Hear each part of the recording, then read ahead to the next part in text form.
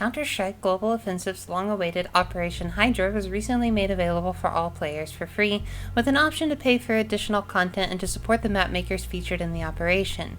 It introduces new game modes, and the Guardian mode from previous operations makes its return. It features 7 maps available for competitive and casual play. However, the time between this operation's release and the release of the previous operation was the longest gap that there has ever been between any two operations. And as fans have noticed, the content seems to be a bit lacking when you compare it to previous operation events. For starters, we only have one campaign to play through this time as opposed to 2.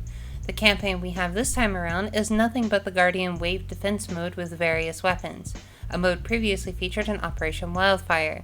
However, with Wildfire, we also got a cooperative mission with multiple objectives and a ton of Counter-Strike lore, with the second campaign being the more standard booklet as far as challenges go.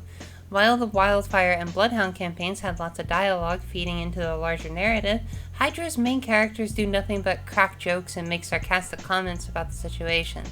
Wildfire even came with the full comic in addition to all the dialogue, and it gave a lot of weight to even the simpler missions because you knew it was building into something interesting. Even Bloodhound and Vanguard had more variety in the campaign missions than Hydra. While some were frustrating, it really felt cool when there was a specific target on the enemy team in casual, or when you had to shoot chickens in deathmatch to complete your goal. While the newly added Wargames has a few interesting modes, most of the options available in Wargames have existed for a very long time in other games, or even in Counter-Strike itself. Scout's Knives, Headshot DM, and Knives Only have been played to death by pretty much everyone that's touched any community server, with Kill Confirm making appearances in pretty much every Call of Duty in the past 6 years. The only ones that felt even remotely unique were Trigger Discipline in the Heavy Armor Casual mode, but they both have their own problems. In addition to this, I've already played both of the new unreleased modes, and they're mediocre at best. 2v2 could have potential, but the new map Valve has made to go with it is pretty poor, and if the rumors are to believe to be true, that the rest of the map pool will be demolition maps, the outlook isn't really that good for this 2v2 mode. Weapons Expert is alright, but there's too much swing based on who can survive the early rifle rounds because you can't buy your rifles more than once. However, it doesn't change it all that much from a regular game because it's hard to exhaust every pistol and SMG, which as we all know is more than enough to swing around in your favor. The map pool also features more returning maps than any operation before. This is the one thing I don't fucking understand at all. There is no shortage of community-made maps that Valve could have decided to add. Agency, while a good map, has been featured in 4 operations. This is a prime example of why a best of operations map pool would be a good addition to the base game. Insertion and Black Gold, while also good casual maps, were pretty unfit for competitive like most of the breakout maps.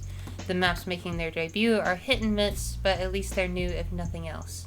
All that said, I actually have been enjoying Hydra.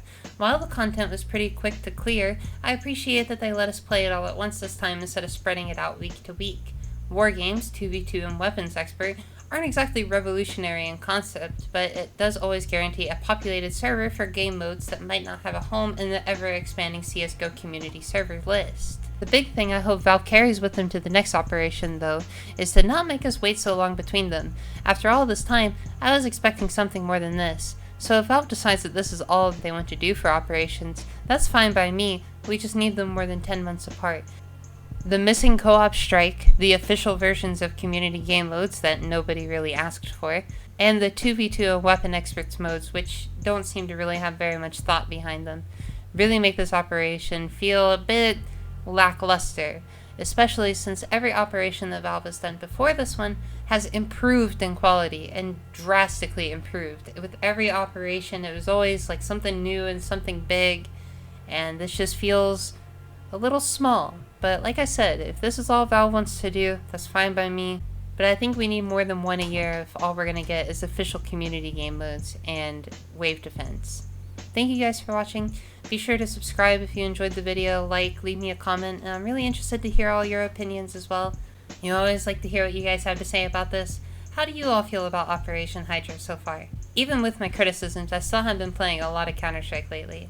And that's going to do it for this video though, so I'll see you all in the next one. Take it easy. And be sure to forward it in a chain email to your grandmother.